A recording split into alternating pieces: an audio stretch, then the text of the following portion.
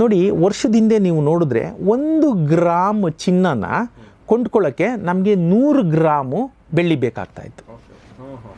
Ratio ಅದನ್ನ gold to silver ratio ಅಂತ ಕರಿತೀವಿ. ಇದನ್ನು ಗಮನಿಸಿ, ಯಾರೇ ಆಯಿತು ಖರೀದಿಗೆ ಮುಂಚೆ ಇದು ಅತ್ಯಂತ ಇಂಪಾರ್ಟೆಂಟ್. ಅಂದರೆ ಜನಕ್ಕೆ ಗೊತ್ತಾಗಲ್ಲ.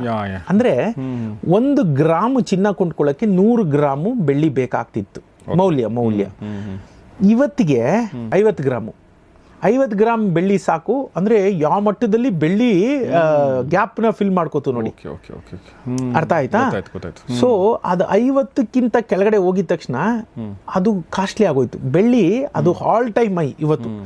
ತನ್ನ ಇತಿಹಾಸದಲ್ಲೇ ಈ ಮಟ್ಟದ ಬೆಲೆನ ಕಂಡೇ ಇರಲಿಲ್ಲ ಅದು. ಸೊ 50 ಗ್ರಾಮ್ಗಿಂತ ಕಡಿಮೆ ಆಗಿದ ತಕ್ಷಣ ಮೊನ್ನೆ 24% ಯಾಕೆ ಬಿತ್ತು? ಯಾಕೆಂದರೆ ಜನ ಪ್ರಾಫಿಟ್ ಬುಕ್ ಮಾಡ್ತಾರೆ. ಯಾರ್ಯಾರು ಇನ್ವೆಸ್ಟರ್ಸ್ ಇರ್ತಾರೆ ಅವ್ರ ರೇಷಿಯೋ ನೋಡ್ತಾರೆ.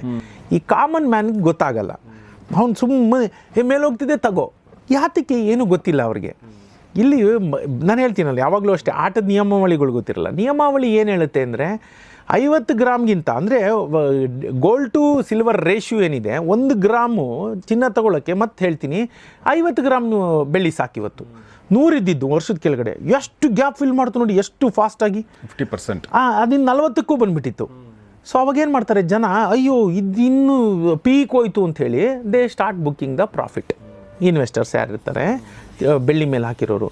ಬಟ್ ನಾವು ಇದನ್ನು ಬೆಳ್ಳಿನ ಕೇವಲ ಟ್ರೇಡಿಂಗ್ ಮೂಲಕ ಹಣ ಮಾಡುವಂತಹ ಒಂದು ಲೋಹ ಅಂತ ನೋಡದೆ, ನಾವು ಅದನ್ನು ಅದಕ್ಕಿಂತ ದೊಡ್ಡ ಮಟ್ಟದಲ್ಲಿ ನೋಡೋದಾದರೆ ಇದು ಇವತ್ತು ಎಲ್ಲದರಲ್ಲೂ ಬೇಕು. ನಮ್ಮ ಮೊಬೈಲ್ ಫೋನ್ಸ್ ಇರ್ಬೋದು, ಚಿಪ್ಸ್ ಇರ್ಬೋದು, ಸೌರ ಪ್ಯಾನಲ್ಗಳೇನು ಬರುತ್ತಲ್ಲ ಅದ್ರಿರ್ಬೋದು, ಎಲ್ಲದರಲ್ಲೂ ಹೌದು, ಎಲೆಕ್ಟ್ರಿಕ್ EV ವೆಹಿಕಲ್ಸು. ಸೊ ಎಲ್ಲದರಲ್ಲೂ ಇಂಥ ಪದಾರ್ಥಗಳಲ್ಲಿ ಬೆಳ್ಳಿಯ ಬೇಡಿಕೆ ಹೆಚ್ಚಾಗ್ತಾ ಇದೆ. ಬೆಳ್ಳಿನ ನಾವು ಸುಮ್ಮನೆ ಉತ್ಪತ್ತಿ ಮಾಡೋಕ್ಕಾಗಲ್ಲ, ಪ್ರಿಂಟ್ ಮಾಡೋಕ್ಕಾಗಲ್ಲ. ಅದ್ರ ಬೇಡಿಕೆ ತುಂಬ ಹೆಚ್ಚಾಗ್ತಿದೆ. ಹಾಗಾಗಿ ಇವತ್ತು ಜಾಸ್ತಿ ಎನ್ಸಿದ್ರೂ ತೊಗೊಂಡಿಟ್ಕೊಂಡ್ರೆ ಆವಾಗ ಏನಾಗುತ್ತೆ, ಈ ರೇಷ್ಯೂ ಆಗಾರೆ ನೀವೇ ಹೇಳಿದ್ರಿ ನೋಡಬೇಕು ಅಂತ ಕೆಲವೊಂದು ಸರ್ತಿ ಅವೆಲ್ಲ ಲೆಕ್ಕಾಚಾರ ಒಟ್ಟೋಗುತ್ತೆ. ಯಾಕಂದರೆ real demand super seeds everything else.